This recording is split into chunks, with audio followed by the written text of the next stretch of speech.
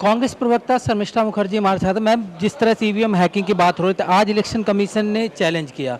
आम आदमी पार्टी लगातार दावे और वादे कर रही थी, आज वो लोग वहाँ पे नहीं गए।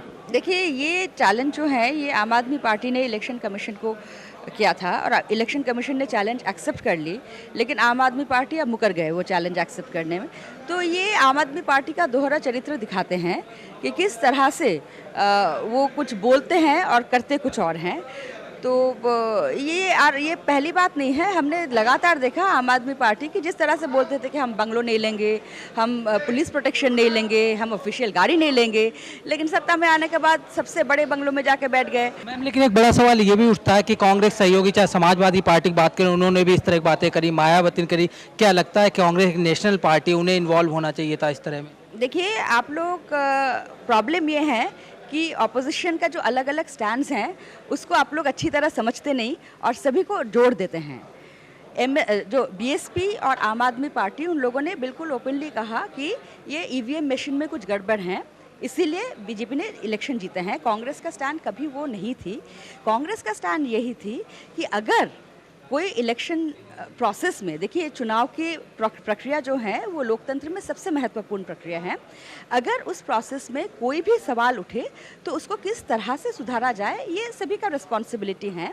मैम, आखिरी सवाल दिल्ली से रिलेटेड। कपिल मिश्रा जिस तरह लगातार अरविंद केजरीवाल लेके खुलासे कर रहे हैं, हालांकि सीबीआई पूछताछ भी कर रही, क्या लगता है कि सरकार को किस तरह से स्टैंड लेना चाहिए और क्या?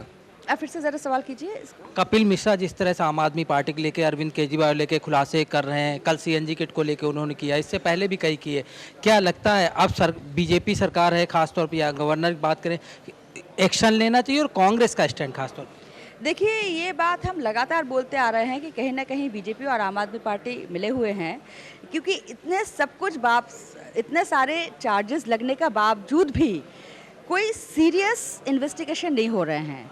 अब सारी इन्वेस्टिगेटिंग एजेंसीज जैसे प्रिलिमिनरी इंक्वायरी कर रहे हैं। पीई एक बिल्कुल ही मामूली बात है, इसका कोई लीगल सैंक्टिटी भी नहीं है।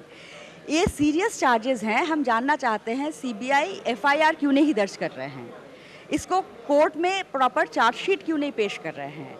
तो ये पीई का कोई महत्व नहीं है, क्योंकि पीई तो मतलब लगातार मतलब होता रहता है, इसका कोई बात नहीं है। सीबीआई एफआईआर क्यों नहीं दर्ज कर रहे हैं, कोर्ट में चार्जशीट क्यों नहीं ला रहे हैं, ये सवाल पूछने की बात है।